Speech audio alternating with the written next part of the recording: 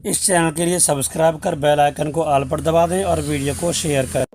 आज का जो दशमस मुल्ला से धर्म पर आधारित है आचार और अनाचार, क्या हमारे आचार में होना चाहिए, क्या हमें अनाचार है, क्या भक्ष्य है, क्या अभक्ष्य है, खाने योग्य क्या है और न खाने योग्य क्या है। तो ऋषि ने यहाँ पर आचार और अनाचार को लेकर आरंभ में ही 13 श्लोक और 13 श्लोक लिखने से पहले ऋषि लिख रहे हैं कि अब जो धर्मयुक्त कामों का आचरण, सुशीलता, सत्पुरुषों का संग, सद्विद्या से ग्रहण, रुचि आदि आचार और इसके विपरीत अनाचार कहता है, उसको लिखें। अतराय आर्य जी हमारे अथवा से जुड़े हैं, उनसे निवेदन करेंगे, पाठ को आरंभ कीजिए। अतराज जी अथवा। ओम विश्वानि देव सवितानि दुरितानि पराशुभ यदि भाद्रम तन्मयाशुभ।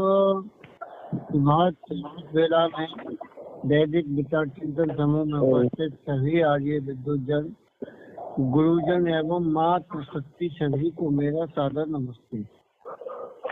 आज का जो विषय है सत्यार्थ प्रकाश के 10वें समन्दास पर चिंतन प्रारंभ होगा और इसमें आचार अनाचार भक्ति विषय की व्याख्या ऋषि ने दी है और इसी विषय को लेकर हमारे आचार्य अन्य गुरुजन अपने अपने विचार प्रस्तुत करेंगे।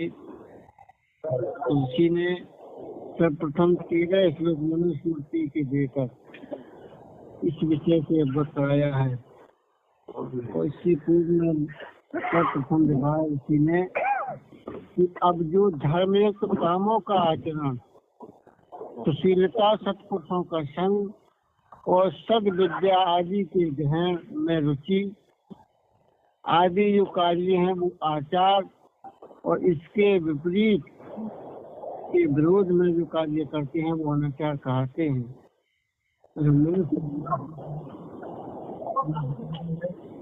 मनुष्यों को सदा इस बात पर ध्यान रखना चाहिए जिसका सेवन राग द्वेष रहित विद्वान लोग नित्य करें और जिसको हृदय यानी आत्मा से सत्य कर्तव्य जाने वही धर्म माननीय और करणीय है। क्योंकि इस संसार में अत्यंत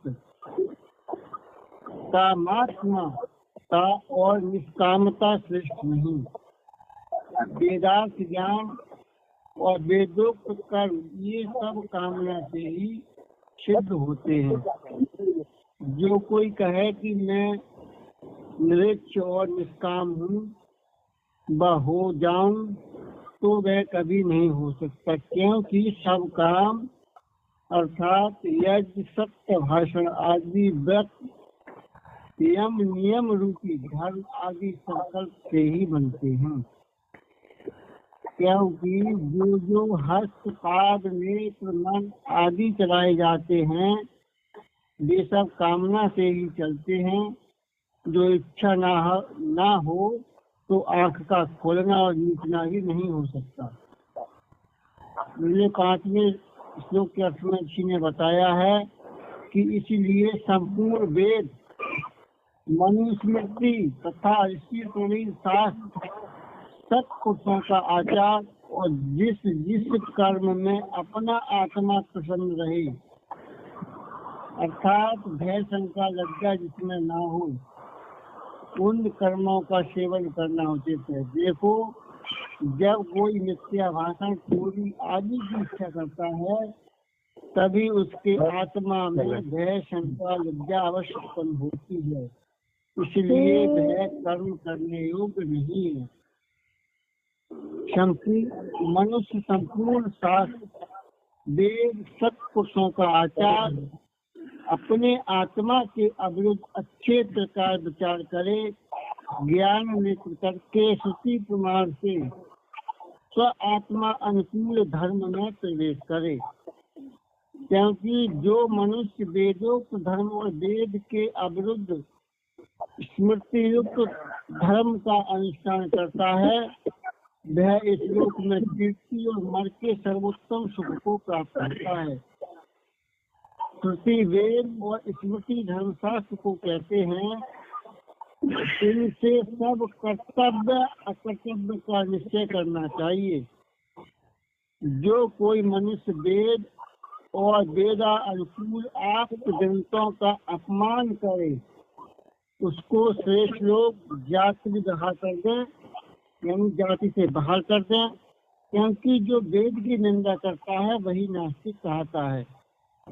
इसलिए वेद स्मृति सब पुस्तकों का आचार और अपनी आत्मा के ज्ञान के अविरुद्ध प्रिय आचरण ये चार धर्म के लक्षण अर्थात इन्हीं से धर्म लक्षित होता है।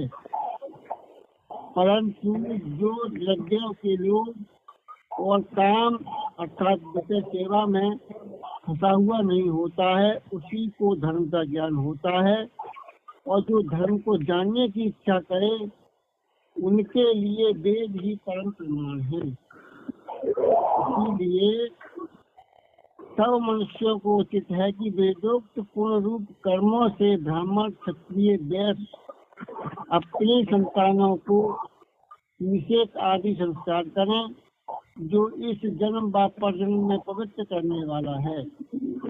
ब्राह्मण के 16वें, क्षत्रिय के 22वें और वैश्य के 24वें वर्ष में पेशाब कर्म और मंगल हो जाना चाहिए। अर्थात इस विधि के पश्चात केवल शिखा को रख के अन्न गाड़ी मूठ सिर के बाद सदा मुड़वाते रहना चाहिए। पुनः कभी न रखना। और जो शीत प्रधान देश हो तो कामचार है, चाहे जितने केस रखे हो। जो अति देश हो तो सब शिखा सहित छेदन करा देना चाहिए। क्योंकि सिर में बाल रहने से शिक्षा अधिक होती है और उससे बुद्धि कम हो जाती है। दाढ़ी मूछ रखने से भोजन पान अच्छे प्रकार नहीं होता और उत्कृष्ट भी बालों में रह जाता है। ये 13 श्लोक मनुस्मृति ऋषि ने इस विषय से अवगत कराया है कि इसका सेवन करना चाहिए। रात देश से रहित विद्वान लोग नित्य करें। क्योंकि जिसको हृदय आत्मा से अपने सत्य का निर्णय होता है वही धर्म कहता है और उसी के अनुसार काम करने चाहिए। तो ये धार्मिक व्यवहारों के लिए इसी में आचार और आचार के विषय में मनुस्मृति का प्रमाण देकर इस विषय से अवगत कराया है। और इस विषय में हमारे आगे विस्तार से अपनी अवगत करेंगे।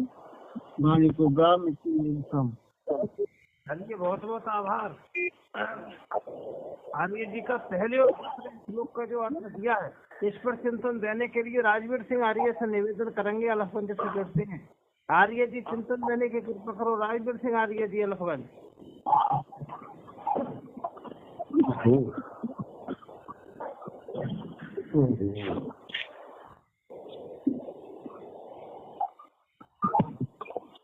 राजवीर सिंह भी जुड़े हुए नहीं है।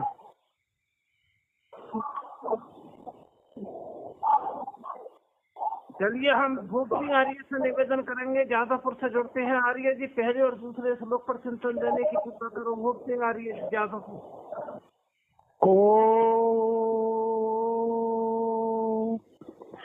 आज की सभा के अध्यक्ष पूजनीय विजय देव जी महाराज तथा संचालक महोदय श्री विजेंद्र जी आदि जी तथा सभी गुरुओं को और माता बहनों को मेरा सादर नमस्ते।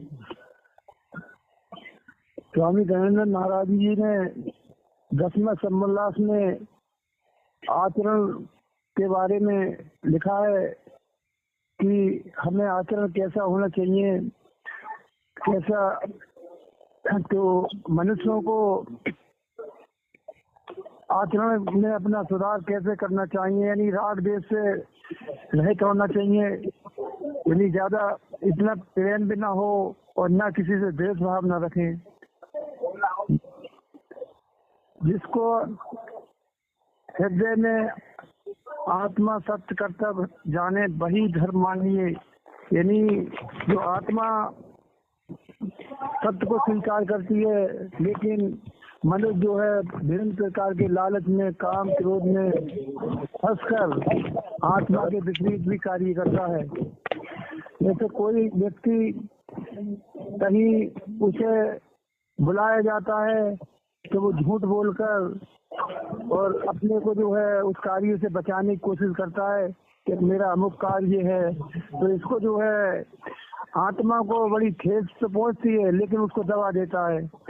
तो ऐसे काम जो है धर्म के विपरीत हैं, ये माननीय नहीं है। संसार में काम तो होना चाहिए, लेकिन अधिक जो है निष्कामता के हिसाब से कार्य करना चाहिए।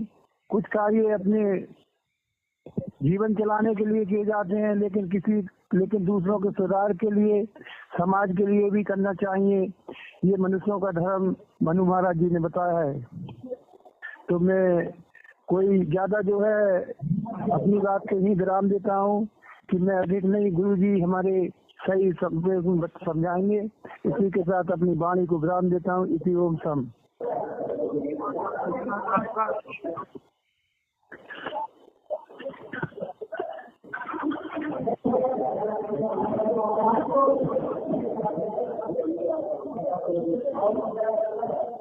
ये जहाँ से आवाज आ रही है, आवाज रुकनी चाहिए। फोन नंबर मेरे से जुड़ा है और आवाज आई है कहीं से।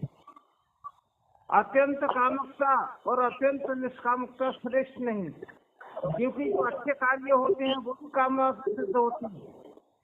तो जो दूसरा श्लोक दिया है और तीसरा दिया है, हमारे महाकृष्ण गुरु जी जुड़े होंगे, उनसे निवेदन करेंगे। ये 10वें श्लोक में समोल्लास ऋषि ने जो दिया है आचार और अनाचार, प्रथम भाग में इस पर चिंतन देने की कृपा करें गुरुदेव महावीर सिंह जी सरवन।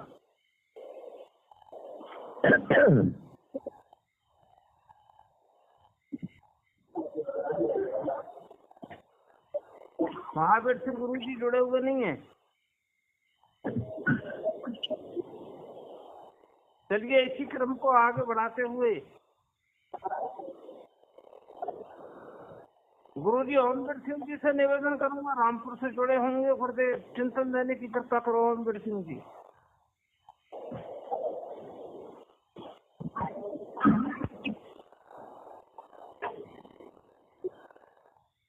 वो भी जुड़े हुए नहीं है। ये नया नंबर हमारे से अभी आया है, अभी मैंने लिया है, वो अपना पति से दें। कौन सज्जन जुड़े हैं मेरे से अभी भी? जी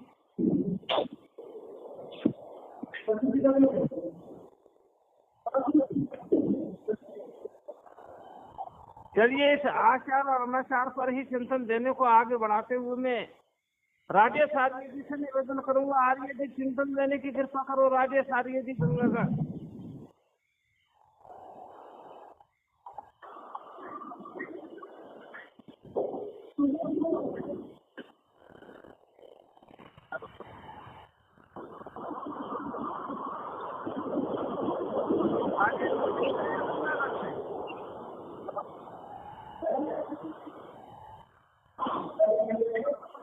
मैं गुरुदेव करममुनि जी से निवेदन करूंगा। गुरुदेव जुड़े हुए हैं। गुरुदेव आपने जो आरंभ किया है 10वां समोल्लास, इस पर चिंतन देने की कृपा करें करममुनि जी।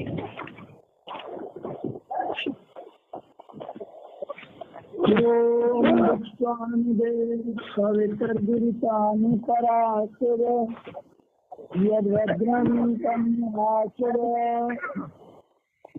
वर्तमान बेला में उपस्थित सभी गुरुजन, रामकृष्ण सन्यासी, गृहस्थी, ब्रह्मचारी, ब्रह्मचारी, नमो भगवते। वर्तमान में जो चिंतन बच्चा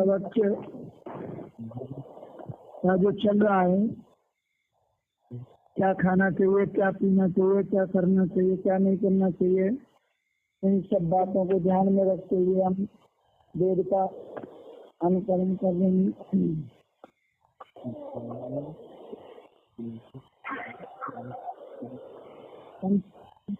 क्योंकि जो हस्तपाद नेत्र मन और आदि से चलाए जाते हैं वे सब कामना ही से चलते हैं।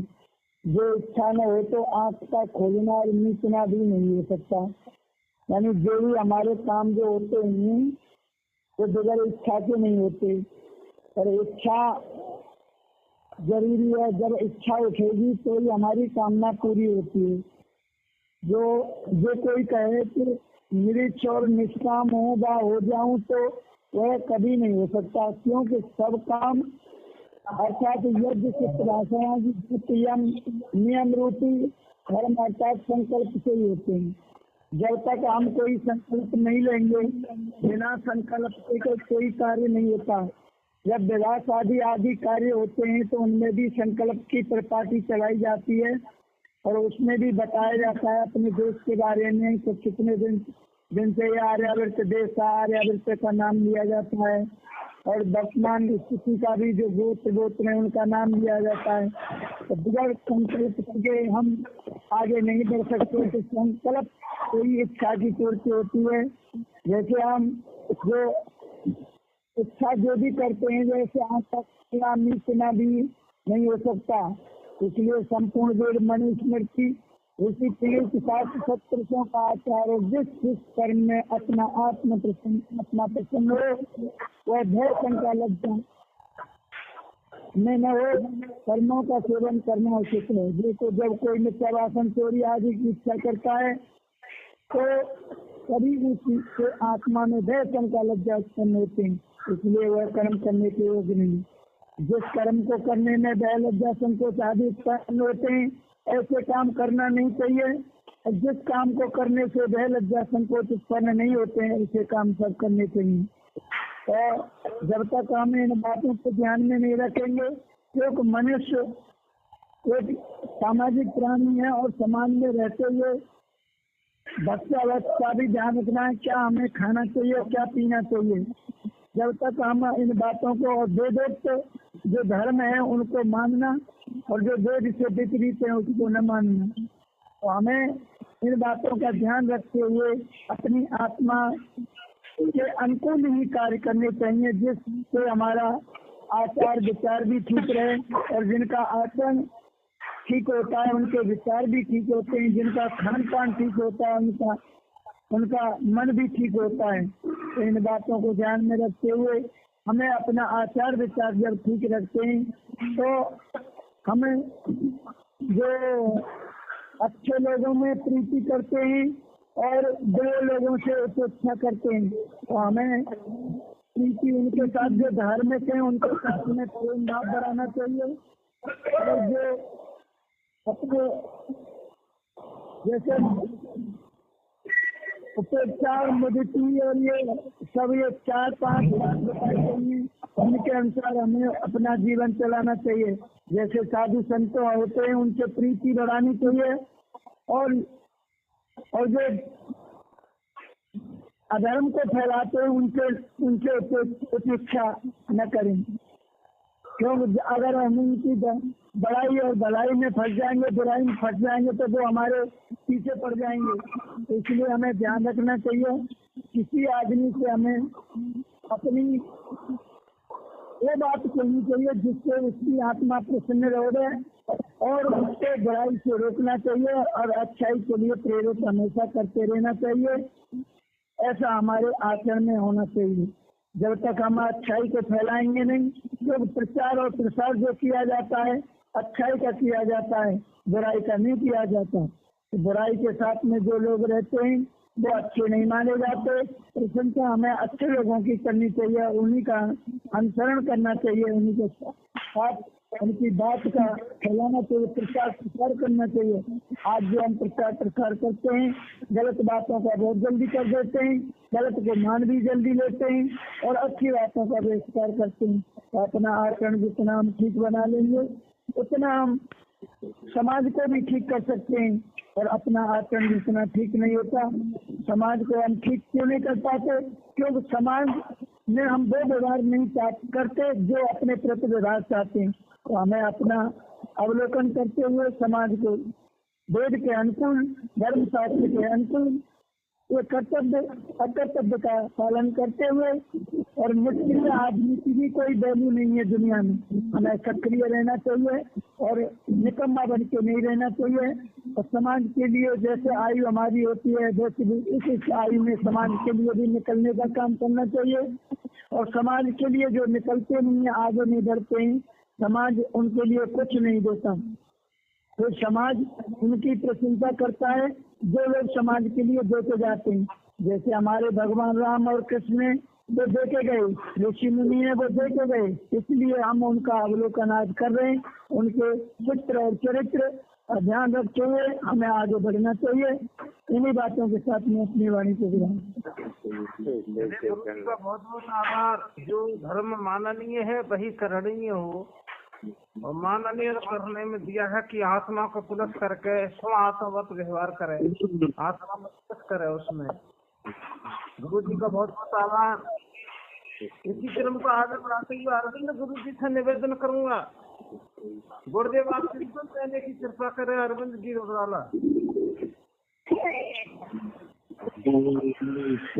देव सवितर दुरितानि पराशु यद्भद्रं तन्मयाशु। इस प्रभात वेला के कार्यक्रम के अध्यक्ष स्वामी जी विजय देव जी महाराज और इस पावन समय के कार्यक्रम में जुड़ करके अपने विचारों को हम सब के बीच में साझा करते हैं। ऐसे हमारे सभी गुरुजन और सभी श्रोता सदीजन, मातृशक्ति, नौजवान साथी सबको हृदय से अभिनंदन अभिवंदन करता हुआ और अभिवादन स्वरूप सबको स्वागत नमस्ते। आए अब तक के इन वैदिक चिंतन समूह के सत्ता प्रकाश के 9 समोल्लासों पर दृष्टिपात हुआ और उसको हमने सुना और सुनकर के अन्य गुरुजनों ने उससे अपना चिंतन और विचार रखते हुए हम सबको लाभान्वित कराया। तो उसी नियम और क्रम और अर्थ ज्ञान के साथ आज 10वें समोल्लास का प्रारंभ हो रहा है, जिसका वाचन के माध्यम से हमने उन मनुस्मृति के 13 श्लोकों को दर्शाया है स्वामी जी ने। अब प्रश्न ये है कि प्रत्येक समोल्लास एक दूसरे से बढ़ चढ़ करके हमें खुशी, हमें ज्ञान, हमें कर्म, उपासना आदि तमाम सारी चीजों का द्योतक बना रहा। तो आज आचार और अनाचार और भक्षा भक्ष के विषय में स्वामी जी ने जो 10वां समोल्लास लिखा, बस इसी को समझना कि हमारा आचरण कैसा हो। कहीं हमारा आचरण अनाचार तो नहीं बन रहा है, कहीं हम जो चीज खान पान करते हैं क्या वह खाने योग्य रही या है या खाने योग्य नहीं है। तो इतनी बात अगर हम समझ जाएंगे तो मनुष्य बन जाएंगे। और उससे नीचे को अगर हम सोचते हैं यदि हमारा आचरण वेदानुकूल नहीं रहा, सत्पुरुषों और आप्त पुरुषों के संपर्क में रह करके हमने जो कुछ भी सीखा और उसे अपने आचरण में नहीं लाए, तो वह अनाचार बन जाए। और जो चीज सृष्टि क्रम के अनुसार मनुष्य, अब मैं तो कभी कभी ये भी सोचता हूँ कि मनुष्य को किस कोटि में रखा जाए। उसे सात्विक खान पान के इसका मतलब है कि उसे भक्षा भक्ष की दृष्टि भी किस स्तर पर रखा जाए, शाकाहारी रखा जाए, मांसाहारी रखा जाए, ये भी प्रश्न कौन होता है। लेकिन जब निष्कर्ष पे हम पहुंचते हैं तो ये है कि मनुष्य का जो प्रथम पाठशाला है वो परिवार, और परिवार की पाठशाला से उसे जैसा आचरण और व्यवहार और खान पान उसके प्रति रखा जाता है, वैसा ही उसका आचरण और व्यवहार और खान पान बनता चला जाता है। यदि मांसाहारी परिवार में जन्म बच्चे ने ले लिया और उनके माता पिता का आचरण और खान पान जिस तरह का है वह बच्चा खाएगा। तो बंधुओं, फिर उसके बाद में उसे पर्यावरण भी मतलब प्रभावित करता है, और वह पर्यावरण के अनुसार भी माता पिता यदि मांसाहारी हैं और उसको सत्य आप पुरुष और विद्वानों के संपर्क में आकर के सत्य विद्याओं को उन्होंने यदि जान लिया कि हमें क्या खाना है, क्या नहीं खाना है, किस तरह का आचरण करना है, किस तरह का नहीं करना, तो वो निश्चित भले ही मांसाहार उसको प्रारंभ में मिला हो लेकिन वो शाकाहारी बन जाता है। तो मनुष्य को किसी शाकाहारी या मांसाहारी की कोटि में नहीं रख सकता। जो मनुष्य शाकाहारी है वो मांसाहारी भी व्यवहार से और लोगों के संपर्क और वातावरण से और अन्य दुष्ट प्रवृत्ति के लोगों के बीच में अपना संपर्क स्थापित कर लेता है, तो उसका आचरण भी खराब हो जाता है और खान पान भी खराब हो जाता है। बस यही बात समझनी है, और यही बात जो है स्वामी जी ने इन श्लोकों में निहित की है। यहाँ पर हमारे आचरण की बात है तो हमें उदासीन बनकर के नहीं रहना है। जहाँ निष्काम भाव की बात को लोग निष्काम भाव से उदासीनता में आ जाते हैं कि जो भी मतलब परमात्मा कर रहा है हमें वो भोग परक और भोग और भाग्य पर ज्यादा विश्वास करते हैं, लेकिन भाग्य के साथ साथ पुरुषार्थ बहुत जरूरी आगे। तो हम भाग्य के भरोसे पर निष्काम भाव को धारण करके ऐसा न समझे कि हम उदासीन हो जाएं और अपने कर्तव्य पथ से हट जाए। हमें अपने कर्तव्य पथ पर आरूढ़ रहना है, हमें अपने खान पान पर व्यवस्थित रहना है। तो परमात्मा ने इस सृष्टि क्रम में कितने शाकाहारी वनवासियों से लेकर के और प्रकृति जगत को उत्पन्न किया है, तो उससे हमारा खान पान चलता है तो हम शुद्ध सात्विक प्रवृत्ति वाले बन जाएंगे। और जहाँ आचरण और व्यवहार की बात है तो ज्यादा से ज्यादा हम आप पुरुष और विद्वान और जो सत पुरुष हैं उनके संपर्क में रहें।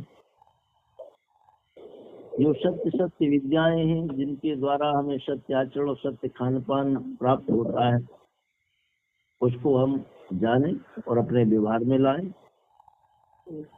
और मैं समझता हूँ कि ऋषि की शब्दावली को ही पढ़ करके अगर हम इसी पर चिंतन देते रहें और उससे हटकर थोड़ा सा भी करिकुला हम अपना इस लौकिक व्यवहार का चिंतन कर लें कि हम किस स्तर पर जी रहे हैं, किस तरह का हमारा आचरण है, किस तरह का खान पान है और किस तरह का होना चाहिए। बस 10वें समोल्लास का सारा निचोड़ और साथ सामने आ जाएगा। इसके विपरीत यदि हम कोई भी आचरण करते हैं और खान पान रखते हैं तो हम मनुष्यपन की निशानी से दूर हट रहे हैं। तो बंधु, थोड़ी सी बात मैंने जितनी समझी, इस पैराग्राफ को हमने सुना, जिसका वाचन हुआ, जिसका पठन हुआ, उसके बाद में जो मैंने समझा वो निष्कर्ष आपके बीच में मैंने रखा है। तो बंधु, अपने कर्तव्य और आचरण को शुद्ध सात्विक बनाओ, अपना खान पान रहन सहन जो भी है वो बहुत अच्छा और शुद्ध सात्विक बनाओ, तभी आप मनुष्य कहलाने के अधिकारी बनेंगे और मनुष्यत्व को प्राप्त होंगे। अन्यथा असुर और राक्षस पिशाच जैसे हमारे कर्म रहे तो वैसे बनते चले जाते। हम लोक हितार्थ के लिए, जन कल्याण के लिए, मानव मात्र और प्राणी मात्र के कल्याण की अगर भावना यदि है हमारे अंदर, तो निश्चित तौर से हमारा आचरण सही है। हम किसी को दुखा करके, किसी को व्यथित और अगर मनसा वाचा कर्मणा से किसी को कष्ट पहुंचा करके भी जी रहे हैं, तो हम जीने का हक खो चुके हैं। तो इसीलिए बंधुओं, थोड़ी सी बात आप लोगों के बीच में मैंने रखी। बुद्धि से विचार करो कुछ।